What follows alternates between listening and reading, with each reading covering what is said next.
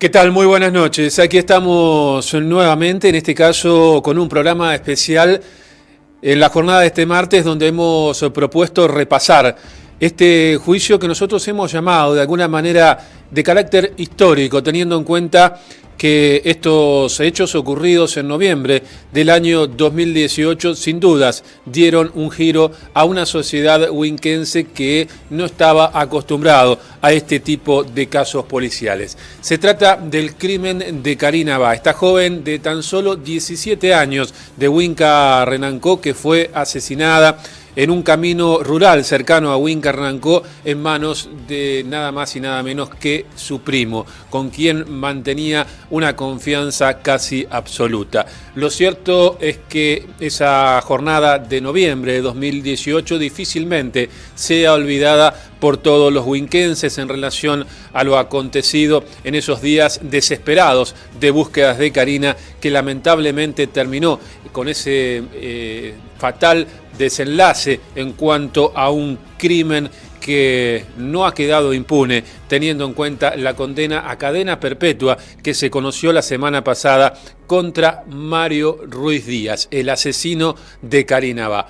En la jornada de este día martes vamos a repasar paso por paso lo que fue la cobertura exclusiva de Cable Digital durante los días del juicio.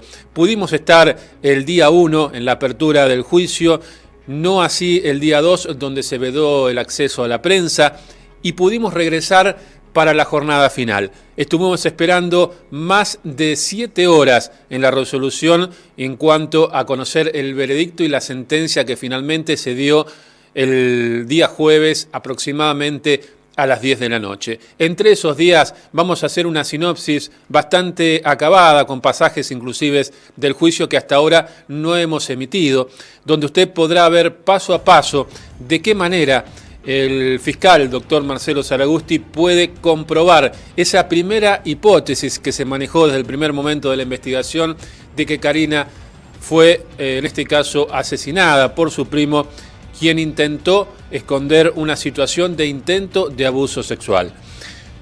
Todo esto quedó demostrado finalmente y se ratificó con la condena. Nosotros vamos, después de una pequeña pausa, a comenzar a desandar lo que fue este juicio llevado a cabo en la Cámara Primera del Crimen de Río Cuarto y que duró 72 horas. Pausa, ya regresamos.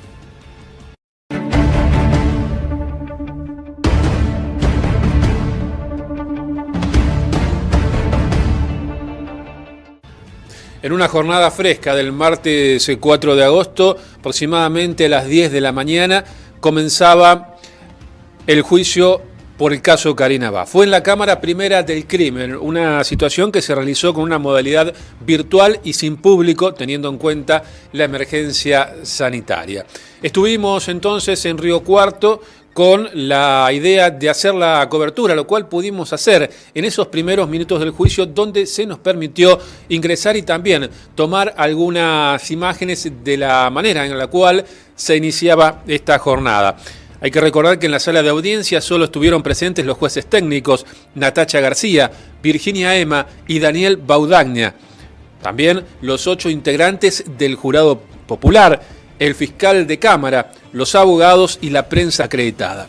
El acusado lo hizo a través de una modalidad virtual desde el penal de Bower. El debate se desarrolló con la participación, como decíamos al principio, de 8 integrantes del jurado popular, y la primera audiencia tuvo cita el día martes. En ese entonces, María Margarita Lucero esperaba con ansiedad el inicio del juicio y seguramente buscando respuestas, teniendo en cuenta que ya eran más de 600 días sin Karina, pero había llegado el momento y quizás algo de paz entre tantos demonios. Que se haga justicia, nada más. Que se haga justicia y que la sentencia sea lo más dura posible, ¿no? Sí. Esa es un poco la idea. Que no lo suelten más, que ya con esta casi que fue la segunda vez. Así que bueno, ya tienen que ver la justicia, esto, que no lo suelten más, porque después le toca a otro y después a otro y así al final estamos siempre en la misma. Que sea una condena ejemplar. Sí, sí. Eso esperamos. Usted tiene que declarar, que brindar testimonio ahora en un ratito, ¿no? Sí. ¿Y qué pensó sobre esta situación que le toca pasar hoy, digamos, de volver un poco a contar lo que pasó? Y remover todo. Sí, es como el primer día. Sí. No es fácil, ¿no? Ya pasaron 2 años. Ya casi, sí. Hace 2 años. Bien, María. Bueno, ¿vino acompañada? Sí, venimos con mi hija, que es la que va a declarar, y mi marido, y otra hija más. Sí. ¿Está segura que aquí se va a ir con una condena? Y vamos a esperar, porque esto dura hasta el jueves o tal vez viernes, así que bueno, sí, vamos a esperar, y sí, eso es lo que queremos, y que lo que debería ser, no es que supongamos que debe ser así, para todos. Estaba escuchando un informe en la tele de Buenos Aires, que cada 30 horas muere una mujer, se los han agarrado con las mujeres, todo muerte, todos los días, y los tipos entran por un lado, salen por el otro, no hay justicia. Y bueno, ahora vamos a ver con mi hija. Por eso no le voy a decir lo que pienso de la justicia, después que termine todo les voy a decir. Hoy está para contar lo que pasó. Sí. ¿Cuál es el recuerdo de Karina, 2 años? ¿Cómo es el recuerdo? El último día estaba tan alegre. Ella todo el día estuvo ese día limpiando, escuchando música. Y bueno, terminamos en esto. Te están dando muchas fuerzas desde Winca. Estamos recibiendo mensajes de muchos vecinos. Imagino que tendrás toda la fuerza, más allá de que por ahí acá estás un poco sola, pero desde Winca Hernán-Có está todo el mundo pendiente de esto. Sí, gracias a Dios hay mucha gente que me pregunta y me da fuerza. Una vez dentro del recinto, la mirada de María se incrustó en el televisor donde aparecía la imagen de su sobrino.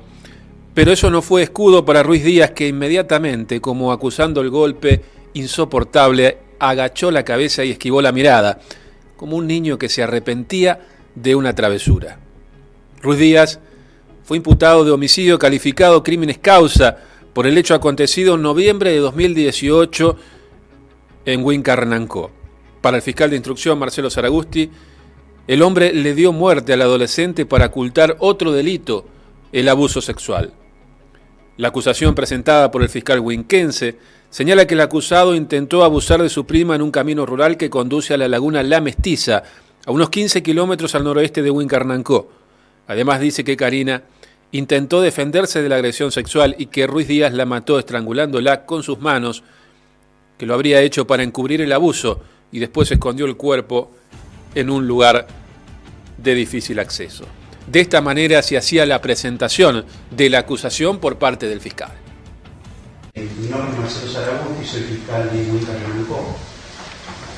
Es mi deber y también mi obligación armar a ustedes todos los elementos de prueba pertinentes a los fines de esclarecimiento del caso.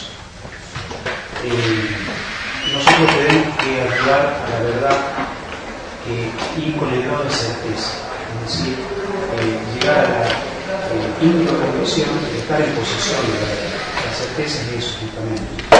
Consideramos que estamos en posesión de la verdad.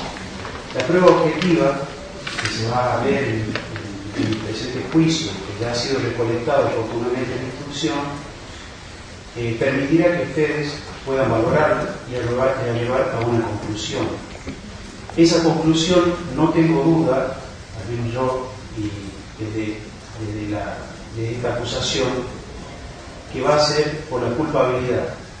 Es decir, que Mario Omar Ruiz Díaz mató a Karina Consuelo Agua y lo hizo tras haber intentado tener una relación sexual en contra de su voluntad y no haber logrado ese fin, el fin propuesto al intentar ese delito, y también para procurar su impunidad. Desde luego que toda posición que uno tome en un caso tiene su criterio o postura adversa, que será la de la defensa, que intentará poner en crisis esta acusación. El hecho es una reconstrucción que se hace partiendo de pruebas que permiten determinar cuál ha sido la dinámica, cómo ha ocurrido de hecho. También, porque forma parte del contexto que les quería adelantar, un magistrado judicial que no solo tuvo intervención en este proceso, sino que resolvió cuestiones trascendentales para mi defendido, se encuentra hoy con un pedido de investigación jurisdiccional sospechado de haber incitado e instigado a la violencia y a cometer delitos a esos manifestantes.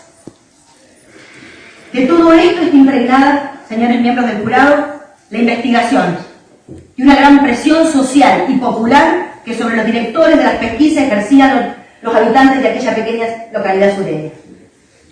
Y en ese contexto también, debo resaltar, tuvo que trabajar mi colega, el señor asesor letrado de la localidad de Huinca, Renancó, que cuando estaba tomando contacto personal con el señor Ruiz Díaz, le volaron el escritorio, le volaron... Perdón. En ese contexto también tuvo que trabajar mi colega, el doctor Bisnit, tiene un apellido muy difícil, quien en el momento de tomar contacto personal con mi defendido, le volaron los vidrios de su despacho con piedras y baldosas. En estas circunstancias, repito, se investigó y se resolvió. Y esto, señores miembros del jurado, es lo que hoy no nos podemos permitir. Esto es de lo que hoy, por la sublime función que ustedes tienen encomendada, es de lo que se deben apartar. Y de alguna manera, y en un ensayo, por así decirlo, de superioridad, mirar a ese señor que está ahí, sin prejuicios y con la mayor imparcialidad y objetividad. Será sin duda entonces que debe venir de todas las audiencias, de las testimoniales, de las pericias, de los informes y demás pruebas que se vayan reproduciendo, lo que nos vayan dando a todos claridad sobre lo ocurrido aquella fatídica mañana y sobre todo el real motivo que desencadenó el luctuoso final. Siguiendo con las declaraciones, María, la mamá de Karina, aseguró en el juicio que la relación entre su hija y el acusado era de primos. Siempre estaban todos juntos y que se tenían total confianza, que jamás imaginaría este desenlace. Fue hasta que desapareció Karina y con el pasar de las horas se manifestaron las sospechas, los audios en celulares y una frase clave del acusado a un familiar que aún hace eco: me mandé una cagada. Al testimonio de María se le sumó Celeste, la joven hermana de Karina, quien asegura que no descansará hasta que todos caigan. Sostiene que su primo tuvo cómplices y lo expuso en el juicio. Fue revelador porque además la joven, quien desde el primer día con una foto de Karina salió a buscar a su hermana por cielo y tierra, narró detalles que no estaban en la causa. Lo quería decir y bueno, solo quiero que pase rápido y me pueda ir a mi casa a descansar porque la verdad que es muy agotador y muy doloroso. Solamente quiero que se haga justicia y que caigan todos, porque no solamente Ruiz Díaz es culpable, él tiene cómplices. ¿Vos estás convencida de que hay otras personas que tienen que ver con esto? Sí, hay 2 personas más. ¿Lo dijiste acá en el juicio? Sí, lo declaré. Yo no se lo había contado a nadie porque quería que esto solamente lo supieran ahora para que se aclararan algunas cosas. Algunas dudas las aclaré recién ayer y hace un par de días, pero bueno, me siento más tranquila. Te sacaste como un peso de encima. Un peso de ¿no? encima, sí. Sí, la verdad es que creí que no me iba a acordar de todo, pero sí me acordé de todo. Espero que esté haciendo algo bueno por ella y que todo salga a flote para que se descubra toda la verdad. Se descubra todo, sí, todo. Sí. Celeste, ¿qué sentiste cuando lo viste en una pantalla, no? Porque estaba por Dios. ¿No quisiste verlo? No lo vi, no me di cuenta. Ah. No me di cuenta, la verdad es que no lo vi. No lo miraste directamente. No lo miré. Bueno, él estaba con un gesto en todo momento de bajar la cabeza. Sí, la verdad es que no lo vi, me hubiese gustado verlo. baja la cabeza porque sabe que todo lo que digo es cierto y le debe dar vergüenza porque somos una de las pocas personas que lo apreciábamos. Claro. Es lo que decís vos, tenían una relación de primos. Sí, era primo hermano y no, jamás me imaginé esto, la verdad es que no lo esperaba de él. Pero bueno, ahora quiero que él pague por lo que hizo porque mi hermana tenía 17 años. Y un hijo que pregunta por ella. Un hijo de 3 años. Que pregunta por ella, ¿no? Sí, la verdad que sí. Él la extraña mucho. Ahora el 29 de agosto cumpliría 19 años ella. 19 años. Sí. Ella era una persona con mucha inocencia, no le podría haber hecho mal a nadie, jamás. Era muy dulce, tenía una personalidad muy linda. La verdad es que él no tenía motivos para hacer eso. No, jamás. No me lo puedo explicar. Celeste, hablaste de unos audios que llamaron la atención mucho aquí, que es donde él de alguna manera decía que algo había pasado. Sí, ¿no? como que él lo confesaba con otras palabras, porque él pedía perdón en todo el tiempo. Esto era el día domingo, es decir, 2 días antes que la encontraran a tu hermana. Esto fue el día lunes, a la tarde. Un día antes. Esto prendió las alarmas. Sí, sí, ahí sí ellos emprendieron la búsqueda en serio, digamos. Una tranquera dañada, un par de zapatillas colgadas, el perro Felipe de la K9, el grupo especializado de canes de búsqueda que da vueltas en el mismo lugar y partes del celular de Karina fueron suficientes para inferir que era la escena del crimen. Luego de un cuarto intermedio, declararon 3 policías de Huinca, Cristian Beltramino, Marcelo Amante y Aníbal Signorile. Estos 3 arrestaron el 6 de noviembre a Ruiz Díaz en un predio rural cercano a Huinca, no muy lejos de la escena del crimen. Según los integrantes de la Brigada de Investigaciones de la Comisaría Huinquense, Ruiz Díaz, al ser esposado espontáneamente, confesó y les dijo: "Creo que la ahorqué". Habría señalado el acusado, quien además dio precisiones de dónde estaba el cuerpo. Desde allí los policías partieron junto a Ruiz Díaz a buscar a Karina. La defensa del imputado apuntó entonces a indagar sobre el procedimiento que lo lleva hacia el cuerpo. Creíamos que aún podía estar con vida, señaló uno de los policías que declaró ante el jurado y se refirió al antecedente del caso Dayana, un hecho de hace años atrás, donde una joven fue llevada por 2 sujetos a un predio rural para abusar y golpearla salvajemente. Después de algunas horas, la víctima milagrosamente estaba con vida y pudo ser rescatada. Mario Ruiz Díaz, o más conocido como el Vicente, es panadero en la cárcel de Bower, donde se encuentra alojado desde 2018. Tiene actualmente 42 años. Dijo que a los 12 dejó el colegio para trabajar con su padre en un corralón de leña. Con el pasar del tiempo eligió la delincuencia y es así que tiene en su haber un prontuario gordo, pero llamativamente algunas de sus causas, la mayoría por robo, prescribieron o están a punto de hacerlo. En 1998, Ruiz Díaz fue acusado de un caso de hurto por el cual la causa prescribió. En 2002 fue condenado a 6 meses en suspenso por lesiones leves y violación de domicilio. También en ese año fue condenado a 7 años de prisión por robo, lesiones y violación de domicilio. Salió de prisión en 2013, comenzó a consumir cocaína y ese mismo año es acusado por hurto agravado. Fue sobreseído por prescripción de la causa y fue su último antecedente antes de verse involucrado en el asesinato de su prima Karina. Parco, de pocas palabras y a través de una pantalla, el Vicente, como se lo conoce, se presenta ante los jueces y a través de sus abogados expresa que va a declarar en el juicio.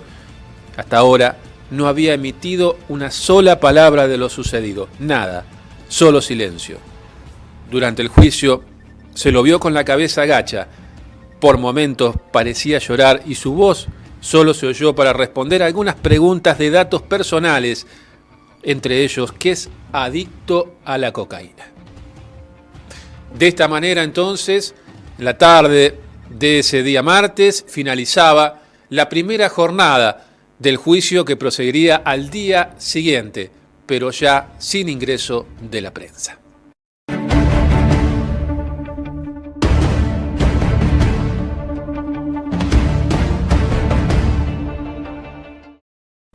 El día miércoles entonces se inició la segunda jornada de este juicio. Por una decisión, como decíamos, se vedó el ingreso de la prensa, fue una decisión de partes que después se revertiría, ¿no? Fundamentalmente por la intención de la familia de que la prensa estuviera presente en la última parte de la definición de este juicio. Fue una jornada clave la del día miércoles, la del día 2, teniendo en cuenta que prestaron testimonios integrantes de un grupo de motos que pasaron por la escena del crimen minutos antes de que se consumara el hecho y vieron a Karina junto a Ruiz Díaz. Eso ocurrió en la madrugada del día domingo. También declararon las dos amigas de Karina, Cecilia y Agustina Suárez, que la vieron por última vez con vida aquel domingo por la madrugada, cuando se bajaron de la camioneta de Ruiz Díaz en inmediaciones del Club Talleres, en el acceso oeste a Huincarnancó. Ignacio Dalmaces, psiquiatra, y Rocío Calvo, psicóloga, también declararon y dieron precisiones sobre el perfil psicológico del acusado. Un detalle no menor ventilado en el juicio sobre la personalidad de Ruiz Díaz. Cuando se enojaba, no había quien lo pudiera parar. Además, el doctor Martín Subirach, perito forense que realizó la autopsia a Karina, brindó ante el jurado y las partes una exposición de los detalles salientes de la realización de esta pericia que fue clave para determinar que la víctima tenía marcas de defensa ante un ataque de índole sexual. Se apuntalaba con esto la principal hipótesis de la acusación para calificar el homicidio, la tentativa de abuso. De esta manera entonces se cerraba el día 2 del juicio por el caso de Karina Bá.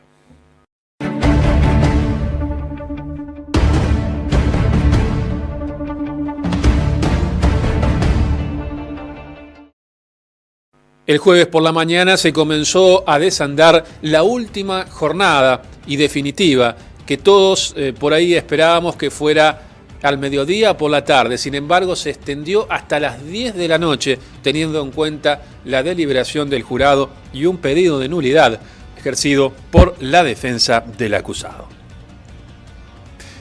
Declararon en este último día Matías Fantino, uno de los motoqueros que pasó por la escena del crimen y que vieron a Karina con vida, y además Cirilo Vila, un allegado a la familia de Karina. Luego llegó la declaración del propio acusado, quien rompió el silencio y confesó haber sido el autor del crimen de su prima, aunque se declaró culpable de un hecho de menor envergadura del cual se lo estaba acusando.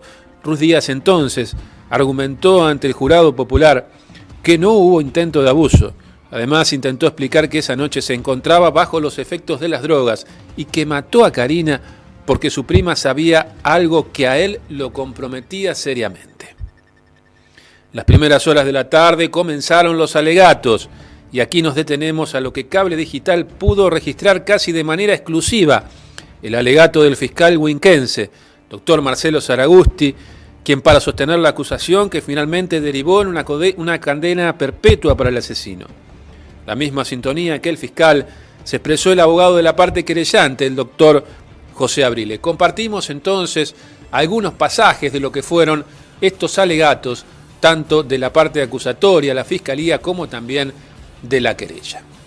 Suben por esta calle, que es una calle vecinal, doblan a la derecha, suben nuevamente, y esta intersección de calle Roque Sáenz Peña y 25 de mayo, Roque Sáenz Peña y 25 de mayo, es el lugar donde se bajan, en principio a las 3, es decir, Karina, Cecilia y Agustina, y luego Karina vuelve a subir también, vuelve a subir a la camioneta. Esta es la esquina. Si vemos subiendo así, en sentido sur-norte, esto es sentido sur-norte, la esquina es acá. Acá vemos bien la esquina desde la otra óptica, es decir, desde el norte hacia el sur. ¿Y qué vemos? El famoso estadio de Talleres, que tanto han escuchado acá. ¿Dónde está Talleres? Talleres está ahí. Esta es la parte de la cancha de Talleres. Esta es la esquina, por acá sale, ya lo vamos a ver, Ruiz Díaz con Karina Bá, esta es una quinta, de este lado está la cámara que ya vamos a ver, y de este otro lado hay un terreno baldío. Ahora vamos a ver las cámaras. Esas cámaras están ubicadas en este lateral, en una ochava, que sería la ochava noreste. Hay otra foto más cerca, que está acompañada, va con Karina Aba. Ahí está claro. Si bien no está clara la foto, hay una compañía y Karina Aba. Sí. Esta es la curva de Nazca. Es la primera curva que queda a 8 kilómetros, 600 metros del lugar donde las deja. Él las deja acá a las chicas Suárez, se va con Karina, hace este recorrido, 8 kilómetros, 600 metros, y este lugar es este lugar. Él dobla con Karina hacia el norte, hacia el norte. Pasa la vía del ferrocarril, acá se pueden ver la vía del ferrocarril, y entra por este camino, y todos lo han señalado como una huella, no es un camino vecinal, es una huella, es el lugar donde él empieza a transitar, donde se va a cruzar con los motoqueros, que dicen, la vi a Karina y lo dijo Fantino lo dijo, la vi a Karina y lo vi a él, vio a los dos, los reconoció a los dos, es innegable, los reconoció cerquita porque él iba y los vio, iban a entre 5 y 10 kilómetros por hora, y los pudo ver, así que no hay duda, estaban juntos. Emprende el viaje en sentido opuesto al que venía, él venía en sentido este, y vuelve en sentido este-oeste, y vuelve en sentido este hacia la este. Vuelve de nuevo por acá, vuelve como yendo o volviendo hacia Huinca Renacó. Ese es el lugar derecho. Ahí Ruiz Díaz la mata a Karina Aba. Ahí en ese lugar. Y vemos dónde está en el cuadro, está ahí. Ese es el lugar donde se produce el hecho. ¿Por qué se produce el hecho ahí? ¿Por qué esta instrucción infiere que el hecho ocurre en ese lugar? ¿De dónde surge eso? Pudiendo ser en tantos lugares, ¿por qué surge ahí? ¿Por qué? Porque el can Felipe, ese perrito que está ahí, con la brigada K9, que también explicó la doctora de qué se trata, que uno no sabía, acá nadie sabía de qué se trataba, que era el perrito ese. Ese perrito, ¿qué hace? Va con un experto, de hombre, y empieza a circular, va circulando, circula sobre el lugar, ya olió una prenda, ya identificó un olor, y ahora identificó eso, está ahí, lo identificó, ese es el lugar derecho, que es ese, porque es el primer lugar que él marca, el lugar más cercano a Huinca Renacó, ese lugar. Vuelve. Una vez que ya cometió el hecho, y fue ahí, él vuelve. ¿Cómo lo cometió el hecho? ¿Cómo fue el hecho que cometió? ¿Por qué decimos todo lo que decimos? ¿Por qué decimos que la mató?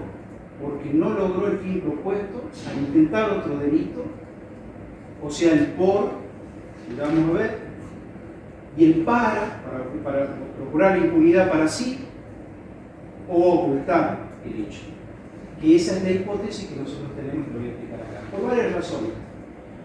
La hipótesis de la tentativa de abuso sexual con acceso carnal surge, y lo hemos visto, lo voy a mencionar en primer lugar porque lo hemos visto hace poco.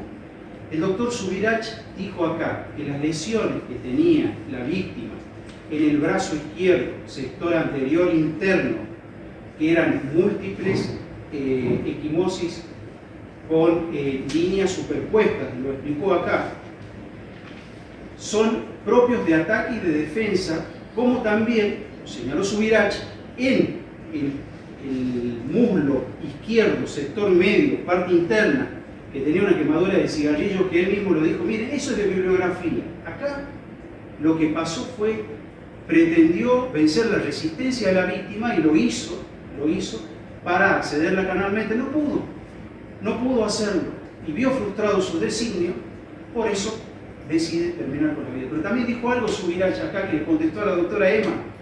Le dijo, la doctora Emma le pregunta al doctor Subirach, ¿qué diferencia hay entre una equimosis del brazo y una equimosis en cualquier lugar del cuerpo? Y el doctor dijo, haciendo un ademán, dijo, y la quiso agarrar, hizo un ademán, el doctor acá. Lo que pasa es que el ademán no consta en ningún acta, pero hizo un ademán. Dijo por esa razón. También le preguntó el doctor Baudaña, con muy buen tiro le preguntó qué ocurrió primero y qué ocurrió después. Como muere por asfixia mecánica debido a estrangulamiento manual, le preguntó qué pasó primero. Bueno, y el doctor lo explicó. Lo último que pasó fue el ahorcamiento.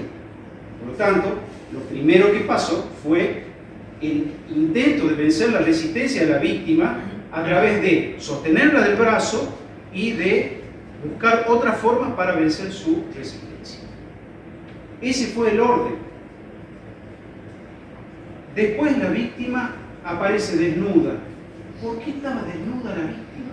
¿Cuál era la razón para que la víctima esté desnuda? Si no hay otra razón que no sea que él haya querido acceder carnalmente. ¿Qué hacía Ruiz Díaz con Karina Abba en un lugar que el mismo Fantino dice, miren, este lugar, vienen las parejitas a tener intimidad? La llevó ahí para tener intimidad porque el mismo Fantino lo dijo. Cuando yo le pregunto a Fantino cuál es la razón por la cual usted dice que y nosotros creímos que era una parejita que venía a tener intimidad acá, ¿por qué? Sí, porque acá es un lugar que vienen las parejas a tener intimidad. Es lo que procuró Ruiz Díaz. Él quiso tener intimidad con ella, por eso la lleva ahí.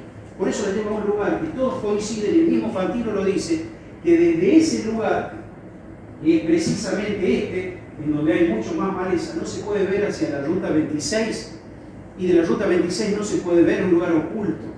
Él fue a intentar tener relaciones sexuales con ella, y al no lograrlo, la mata, estrangulándola. Esta laguna que está acá, que está aproximadamente a 11 kilómetros de esa intersección. ¿Ahí qué pasa? En este lugar él empieza a despojarse de las cosas que tenía de Karina. En ese lugar empieza a sacar todas las cosas. Ahí se encuentra el celular, la tapa del celular, se encuentra la funda del celular y también se encuentra la batería del celular mediante el sistema de dron. Y anteriormente el CAN había encontrado, ¿ves? Este es el lugar, o sea, donde se encuentra, es este lugar satelitalmente. Está más o menos a 200 metros de la laguna La Mestiza. Ahora vemos más fotos. Ese es el lugar donde encuentran la funda y la tapa del celular. Funda y tapa del celular. ¿Quién encuentra la funda del celular? De nuevo, el CAN. De nuevo, porque ya tenía familiarizado el olor que entonces dijo acá, amante, lo escuchamos, dijo, yo lo soltaba y él iba solo, iba y veía el lugar y hacía círculos por el lugar. Son perros muy preparados, hacen eso. Ahí se encuentra. Y después con el sistema de dron de coordenadas se encuentra la batería del celular. Ahí está la funda. Bueno, y avanza. Avanza, sigue con el cuerpo ya fallecido de Karina y se ubica acá en esta intersección. Esa intersección es, a la izquierda está un campo que se llama Campo de Milí, acá el Campo de Báez, y él se dirige hacia el oeste nuevamente, o sea, hacia el oeste, va hacia el oeste. Y acá está la intersección, acá hay un paso nivel, acá pasa un tren, es este punto, ¿ven? Acá está la vía del ferrocarril, es ese punto. Lo pasa, hace 7 kilómetros más hacia adelante, con el cuerpo. Y llega hasta la calle perdida de la María Antonia. Esta calle es donde él iba a buscar leña. Él iba a buscar leña a este sector. Es la calle perdida de la María Antonia, son 3 kilómetros 100 metros, y dobla hacia el sur. Llega hasta la Piguera y dobla hacia el sur, en su camino. Esta es la calle Perdida de María Antonia, que esta foto ha sido tomada porque después la gente, los dueños, ¿qué hacen? Cierran. Porque dicen, yo no quiero tener más problemas, cerraron y quedó así. Pero, a ver, esto es una filmación que toma mi secretaria cuando vamos al lugar del hecho, porque nos llaman después que estaba, nosotros vamos al lugar del hecho, mi secretaria, la secretaria de la Fiscalía, perdón, no es mi secretaria, la secretaria. Ella toma esta imagen. A ver si puedo. Toma esta imagen que quiero que la vean porque es la vegetación. Esa es la vegetación que hay en el lugar. Esa es la vegetación que hay en el lugar. Por eso esta vegetación era el lugar donde él iba a buscar leña. Él vivía de esto. Él iba, buscaba leña, ahí era su trabajo. Entonces conocía perfectamente el lugar.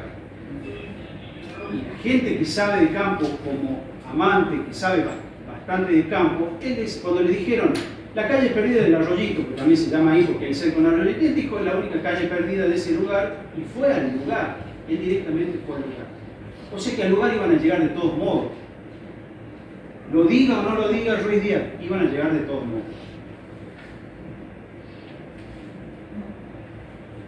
Acá la dejo, y fíjense dónde. 3.100 metros, se ubica acá y la deja a 25 metros hacia el cardinal oeste del lugar donde se para. A partir de ese lugar, ustedes advierten ahí, de donde hacia la izquierda lleva el cuerpo 25 metros, no se puede avanzar, no se puede avanzar más, porque es una calle que termina en ese lugar y ya no se puede avanzar porque la vegetación no lo permite. Ahí va a juntar leña, en ese lugar. Ustedes vieron la vegetación y fíjense la vegetación que hay. Ahí está el cuerpo oculto y totalmente desnudo de Karima. ¿Por qué estaba desnudo? Totalmente desnudo. Porque la empezó a desnudar para accederla carnalmente. Nada más, es así. Eso fue lo que pasó. Amante dijo, yo fui directo a ese lugar porque yo lo conozco. Amante es la persona, el funcionario policial que más sabe de campo en Huinca Renancó, indiscutible. Amante sabe todo, sabe de quién es este campo, de quién es, dónde está, dónde sabe todo. Entonces es indiscutible. Va directamente a ese lugar. Va y se presenta en ese lugar. Él dice, cuando frenan, no reciben otra indicación. No reciben otra indicación, avanzan y ven el cuerpo. Avanzan y ven el cuerpo y ahí se dan con que está el cuerpo sin él. Acá no hubo ningún tipo de coacción ni nada. Acá fue como dijo Amante y como dijo Signorile. Él espontáneamente y ante la opresión que tenía, que había cometido el hecho que cometió, decide entregarse, decide decir la verdad. De hecho, el informe médico que tiene el acusado, que se lo hace inmediatamente después, a las 13:30 de ese mismo día, lo hace el médico Ali, que es médico de la policía de Huinca Renancó, no surge que él tenga lo que dice, porque ¿qué hubiese tenido él? ¿Qué marcas hubiese tenido si es cierto que el ataque que recibió de la policía era con la vehemencia o con el ego, con la fuerza que él dice? Porque hay que sostener a un hombre así, hay que reducirlo, no es fácil, no debe ser para nada fácil. Tiene una actividad física importante. Ahora, si lo han hecho, algunos de los dos hombres, si lo han hecho, tendría que tener algún otro tipo de lesiones.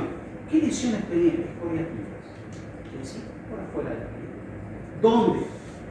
Donde tenían las lesiones justamente producto de la defensa y la resistencia de la víctima.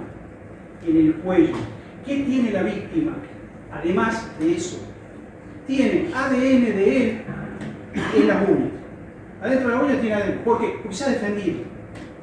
Y además otra cosa que es de vital importancia.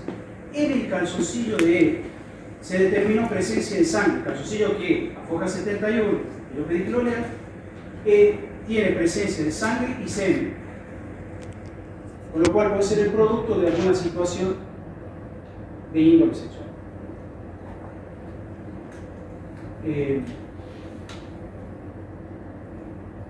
Eso es en lo que hace al hecho, y son todos los indicios que yo reitero, es decir, la prueba indiciaria debe ser analizada en su conjunto. Hay un fallo, yo lo tengo que mencionar, voy a decir un poco técnico, pero hay una sentencia que es la 189 del 12 del 7 del 2012, Murra Mario Modesto, por supuesto autor de abuso sexual gravemente ultrajante para la víctima.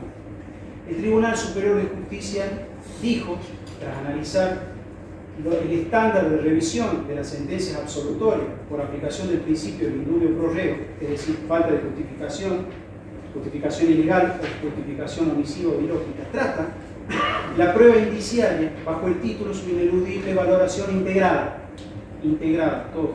Y dijo que es posible arribar a una conclusión condenatoria en base a prueba indiciaria siempre que los indicios ameritados sean unívocos y no anfibológicos y sean valorados en su conjunto y no en forma separada o fragmentaria. Es decir, todo se debe valorar. No debemos dejar de valorar todos los indicios. En consecuencia con eso, la Corte Suprema de Justicia de la Nación dijo que tratándose de pruebas de presunciones, el presupuesto de ellas, que cada uno de los indicios, considerados aisladamente, no conformen plena prueba del hecho al que se refiere. Es decir, aisladamente no, pero sí en su conjunto. Lo ha dicho el fiscal contra Huerta Araya en una sentencia de la Corte Suprema y en Martínez Saturnino. Es decir, que la confrontación crítica de los indicios resulta inexcusable para poder descartarlo y que la supuesta ambivalencia individual de cada uno de ellos no es fundamento suficiente para considerar de que se excluye una conclusión de culpabilidad, porque individualmente analizado puede ser ambivalente. ¿Qué es lo ambivalente? Porque va hacia más valencia, sí, no, eso no es ambivalente. Eso es algo técnico, pero entonces, en ese sentido, ha dejado sin efecto una sentencia que declaraba la absolución, en este caso la absolución, acá estamos hablando de la calificante, y que había omitido valorar elementos probatorios que eran concordantes, conjuntos y que permiten tener por acreditado la participación del imputado. En este caso, la participación de la calificante. Tenemos una calificante. Después hay varios fallos en donde se reafirma todo eso que ha dicho el Tribunal Superior de Justicia y de la Corte. Ahora, nosotros tenemos que resolver una cuestión. Además de la prueba, es decir, ¿qué le ha pasado por la cabeza? ¿Cómo se prueba eso? Y lo ha dicho también el Tribunal Superior de Justicia en algunos fallos. Por ejemplo, Almada, sentencia número 92 del 2004, dijo que frente a aspectos que constituyen el correlato subjetivo de la materialidad del hecho enrostrado, como en relación a cualquier aspecto objetivo, rige el principio de libertad probatoria que está consagrado en el artículo 192 del Código Procesal Penal.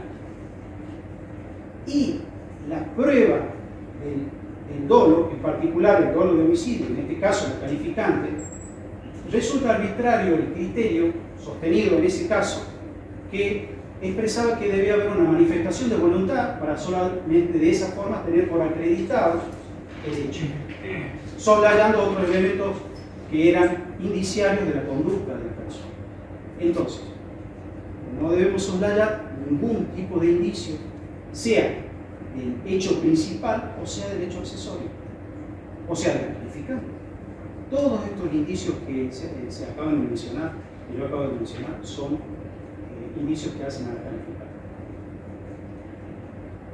Entonces, en base a todo ello, considero que debe ser condenado a cadena perpetua por el delito de abuso sexual con acceso carnal en grado de tentativa, artículos 40 y 45, 119, párrafo tercero, en función del párrafo primero, y homicidio, crimen y causa, artículo 80, inciso séptimo, en función del artículo 79, todo en concurso real, o sea, crimen y causa y la tentativa en concurso real. Así, hay una sentencia últimamente de la Cámara Novena que en ese sentido ha hecho concurrir realmente el homicidio de crimen causa, 80 inciso séptimo, con el 119, párrafo tercero, primer párrafo, inclusión del primer párrafo. Y, como decíamos, ¿por qué? Porque la mató. ¿En qué sentido la mató? Dejó de vivir Karina Abas por la acción de él. ¿Por qué lo hizo? Lo hizo para procurar su impunidad, lo dijimos, y ocultar el hecho que había cometido. Si él comete dos hechos, primero trata de violencia y después mata. Y en segundo lugar, dentro del mismo inciso séptimo del artículo 80, por no haber logrado el fin propuesto al intentar otro delito. Él intentó el otro delito. Esos serían los supuestos. Artículo 80, inciso séptimo, el que matar es para preparar, facilitar, consumar o ocultar otro delito, o para asegurar sus resultados, o para procurar la impunidad para sí o para otro, o por no haber logrado el fin propuesto al intentar otro delito. Claramente, eso fue, desde el punto de vista, lo que ocurrió. Es la calificación legal que propone este ministerio. Yo, cuando leía la causa y cuando me salía del esquema legal, pensaba y me acordaba de una frase de Octavio Paz, en un poema que tenía Octavio Paz que se llama Piedras de Paz. Él decía: vislumbramos nuestra unidad perdida, el desamparo de ser hombres, la gloria de ser hombre y compartir el pan, el sol, la muerte, el olvidado asombro de estar vivos. Nos olvidamos de lo importante que es estar vivos. Nos olvidamos porque vivimos cotidianamente en una monotonía, y nos olvidamos lo maravilloso que es estar vivo. Para entender lo aberrante que es que alguien mate a una persona, tenemos que entender primero lo maravilloso que es estar vivo. No olvidarnos de ese concepto, que es sumamente importante para entender. Nosotros todos acá estamos en este juicio cumpliendo distintos roles porque estamos vivos. Quien no está en este juicio es Karina Abas, y en relación a quien se hace este juicio es justamente en relación a Karina Abas. Para saber entonces lo aberrante que es lo que hizo Ruiz Díaz, debemos entender también lo maravilloso y lo milagroso que es estar con él. ¿Quién tiene derecho a eso? Por otro lado también, cuando yo leía la causa y trataba de llegar a algunas conclusiones, también me acordaba de otra frase. En este caso, de Ortega y Gasset: yo soy yo y mis circunstancias, y si no las salvo a ellas, no me salvo yo. ¿Cuáles son las circunstancias? Lo que ha pasado, la sociedad, el ejemplo que le vamos a dar, la calidad preventiva de la pena. Que quien esté afuera, aquella sociedad donde vamos a volver, donde vamos a vivir, la sociedad que queremos, la sociedad que formamos, si no salvamos esa sociedad, si no salvamos eso, no nos salvamos nosotros. También tenemos que tener empatía, pensar en lo que ha pasado a un pueblo.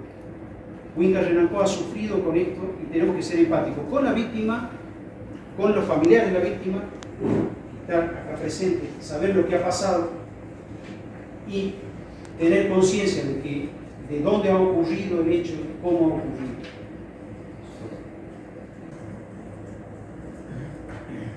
También hay otro indicio importante, que es un indicio de fuga.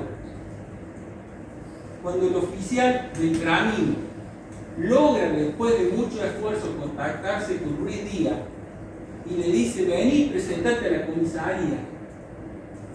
Ruiz Díaz no se presenta y se hace humo.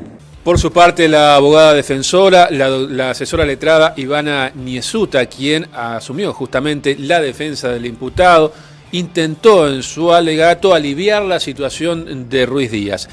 Entonces pidió la nulidad de lo actuado por la policía porque dijo que habrían utilizado la violencia para obtener información sobre el caso. Sobre el hecho en sí, sostuvo que no podía ser considerado un homicidio crímenes causa, sino que la figura legal que a su criterio correspondía era aplicar la de homicidio simple. Partimos algunos pasajes de lo que sostenía la abogada en su alegato. En primer término, debo descartar rotundamente la hipótesis sostenida por la acusación, quienes pretenden agravar la situación procesal de Ruiz Díaz proponiendo una tentativa de abuso sexual a los fines únicamente de agravar la pena, que ya de por sí es grave en los términos del 79 del Código Penal. Lo hacen tratando de forzar probanzas, cotejándolas con la situación, con el marco global de la situación, a todas luces caen por su propio peso. Estos actos que fueron cumplidos e ingresados de manera contraria a lo que determina la ley. Y es por eso que vamos a solicitar, en primera medida, la nulidad absoluta regulada por el artículo 185, inciso 3 del Código Procesal Penal, de los actos y procedimientos llevados a cabo a partir de la aprehensión del señor Ruiz Díaz. También al amparo del artículo 185, inciso 3, que previene la causa invalidante, que es la inviolabilidad de la defensa, artículo 18 de la Constitución Nacional, artículo 14 de la Constitución, 40 de la Constitución Provincial, es que solicitamos la nulidad absoluta con los efectos previstos por el artículo 190 del Código Procesal. Antes de que los jurados populares pasaran a deliberar en un sector de tribunales y los jueces técnicos, Natacha García, Virginia Ema y Daniel Baudagna, lo hicieran en otro sitio, la madre de Karina tuvo la oportunidad de expresar unas palabras, al igual que lo hiciera cuando tuvo la ocasión de declarar como testigo. Entonces María Lucero mostró entereza y se limitó a pedir justicia por su familia y sobre todo por su nieto, el hijo de Karina, que está al cumplir 5 años y sigue esperando todavía por el regreso de su madre.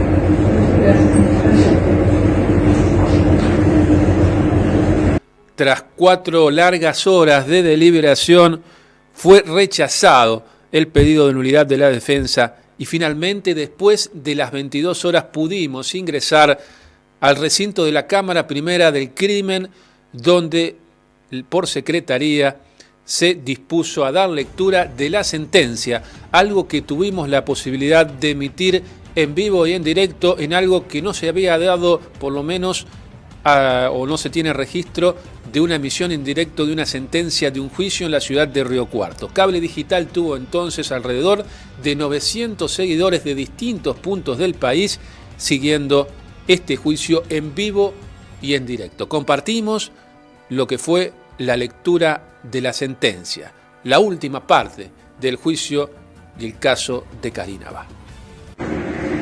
Por el resultado del acuerdo que antecede el tribunal integrado con jurados populares por mayoría resuelve. Primero, no hacer lugar a la nulidad del acto de aprehensión y los actos posteriores planteados por la defensa. Artículo 184, 185, inciso tercero, al contrario censo y concordantes del Código Procesal Penal. Segundo, declarar a Mario Omar Ruiz Díaz afiliado, autor material y penalmente responsable, artículo 45 del Código Penal, de los delitos de abuso sexual con acceso carnal y grado de tentativa, artículo 119, tercer párrafo, en función del primer párrafo y 42 del Código Penal, y homicidio calificado criminis causa, artículo 80, inciso séptimo del Código Penal, en concurso real, artículo 55 del Código Penal. Tercero, condenar a Mario Omar Ruiz Díaz para su tratamiento penitenciario a la pena de prisión perpetua, accesoria legal y posta con declaración de reincidencia. Artículo 5, 9, 12, 29, tercero, 40, 41 y 50 del Código Penal, 412, 550 y 551 del Código Procesal Penal. Cuarto, disponer que mientras dure su encierro o por el tiempo que determine el mejor criterio médico, el condenado Mario Omar Ruiz Díaz realice tratamiento psicológico adecuado a los hechos por los cuales resulta condenado. Artículo 1, 143 y siguientes de la Ley 24.660. Quinto, eximir a Mario Omar Ruiz Díaz del pago de la tasa de justicia, artículo 31 de la Ley 7.982. Sexto, regular de oficio los honorarios profesionales de los señores asesores letrados, doctores Ignacio Perchi e Ivana Niesuta, en forma conjunta en la suma equivalente a 70 IUS, con la defensa asumida de Mario Martín Díaz, los cuales integrarán el Fondo Especial del Poder Judicial con noticia al Tribunal Superior de Justicia a sus efectos. Artículo 24, 34, 36, 89 y 90 del Código Arancelario, Ley 9459. Séptimo, no regular los honorarios profesionales del doctor José Luis Abrile por su ejercicio en condición de apoderado y querellante particular por no existir petición de parte ni base regulatoria, conforme Ley Provincial 9459. Octavo, regular los honorarios de los peritos oficiales que intervinieron en autos por su labor conjunta en la suma de 15 IUS, los que deberán ser afrontados por el condenado en favor del Fondo Especial del Poder Judicial. Artículos 24, 36, 39, 49, 89, 90 concordando de la Ley 9459 y 550 y 551 del Código Procesal Penal y artículo 2 de la Ley 8002. Noveno, remitir copia autenticada de la sentencia al Registro Provincial de Personas Condenadas por delitos contra la integridad sexual y disponer la identificación genética del condenado, si no estuviera interiorizado, a través del Centro de Genética Forense del Poder Judicial. Ley 9680, acuerdo de la Secretaría Penal del Tribunal Superior de Justicia. Artículo primero, segundo y concordando de la Ley 26.879. Décimo, firme la sentencia dar cumplimiento al establecido en el artículo 11 bis de la Ley 24.660 y por los artículos 96 del Código Procesal Penal, 5, inciso I y K de la Ley Nacional 27.372. Noveno, firme la presente sentencia, practíquese cómputo de la pena, cúmplase con la Ley 22.117, fórmese el correspondiente legajo de ejecución. Artículo 4, acuerdo reglamentario del Tribunal Superior de Justicia 836 CDA. Décimo segundo, disponer el decomiso del vehículo marca Chevrolet 20 Pickup dominio BCC 328 de propiedad de Mario Martín Díaz. Artículo 23 del Código Penal. Décimo tercero, oportunamente a través de la Secretaría del Tribunal gestionar la devolución y o destrucción según corresponda de los elementos secuestrados en autos. Artículo 23, a contrario censo del Código Penal, 543 del Código Procesal Penal, primero, tercero y concordante de la Ley Provincial 7.972. Se difiere la lectura integral de la sentencia para el día 28 de agosto del corriente año, a las 12 horas, quedando las partes y jurados debidamente notificados y citados. Hemos terminado. Señor Ruiz Díaz, hemos terminado. Vamos a cortar la comunicación.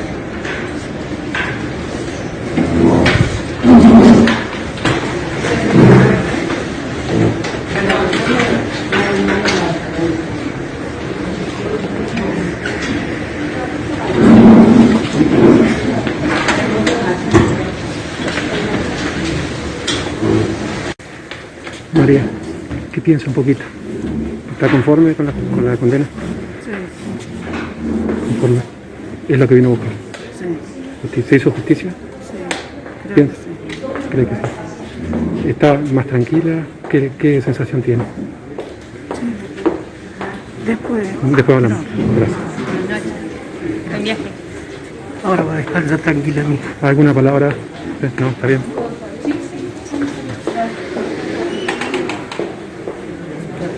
Se está retirando entonces la familia de Karina. Ha finalizado el juicio, lo hemos transmitido en vivo y en directo. Aquí viene el fiscal Saraguzzi, que estuvo a cargo de la acusación. Vamos a ver si podemos hablar con él un minuto. Hemos transmitido en vivo lo que ha sido esto que ha venido a buscar la familia. Se está retirando entonces la familia de Karina. Ha finalizado el juicio, lo hemos transmitido en vivo y en directo. Aquí viene el fiscal Saraguzzi, que estuvo a cargo de la acusación.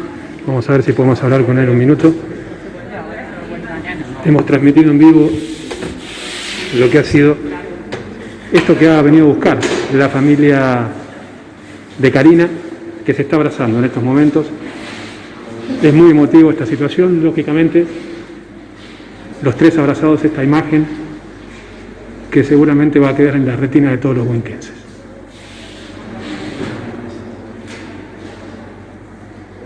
Esto es lo que está sucediendo entonces en la Cámara Primera del Crimen.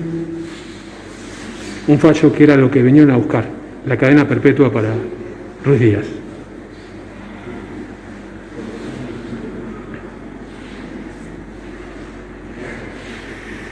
Muy emocionados, lógicamente.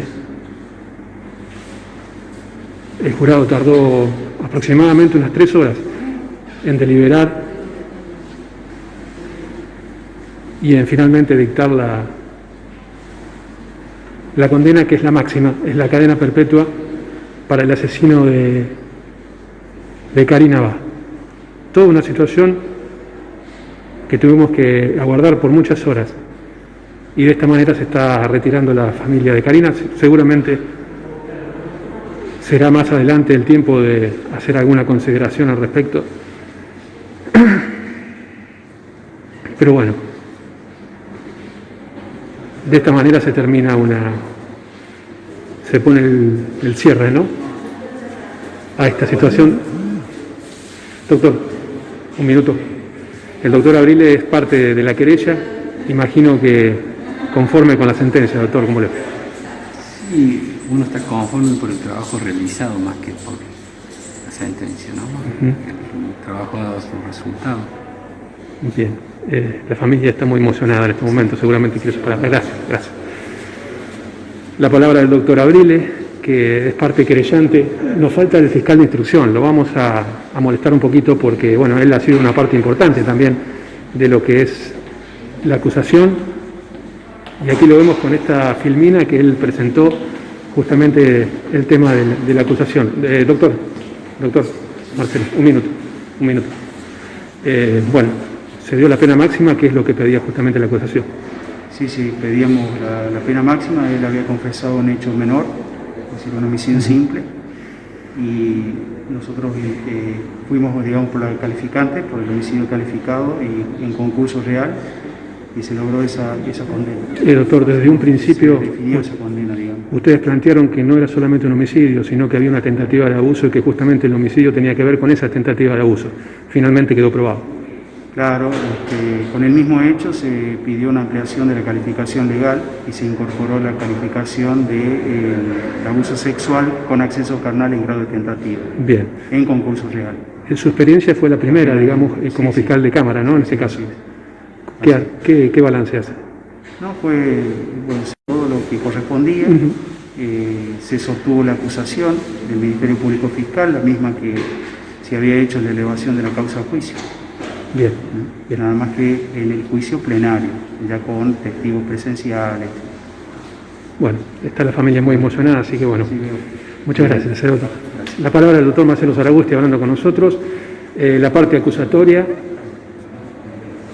Y detrás vemos, esto se está terminando en estos momentos.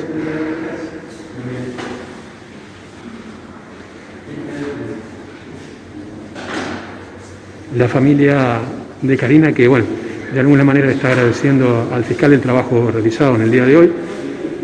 Fue una acusación presentada correctamente por parte del fiscal, que bueno, en este caso dio resultados conjuntamente con la querella, y es lo que un poco se esperaba. La cadena perpetua, entonces, lo hemos transmitido en vivo y en directo a través de cable digital, y esto que decíamos pone un cierre a una situación muy trágica vivida en Huíncar Renanco. El juicio terminó y con él, al cerrarse, un capítulo de una de las historias más trágicas en casos policiales ocurrido en Huíncar Renanco, que además trajo aparejado, por si fuera poco, hechos violentos contra los tribunales huinquenses que arrojaron como saldo policías lesionados y daños materiales, pero principalmente un quiebre en una sociedad hasta entonces apartada de hechos violentos de este tipo. De todas maneras, este final trajo algo de tranquilidad a la familia de la joven que durante 2 años esperó por la condena a Ruiz Díaz, la cual finalmente se materializó y quizás pueda resumirse en la frase del papá de Karina, que lo hizo tras escuchar la sentencia y que quizás aún hace eco en la Cámara del Crimen. Por fin mi hija va a descansar en paz.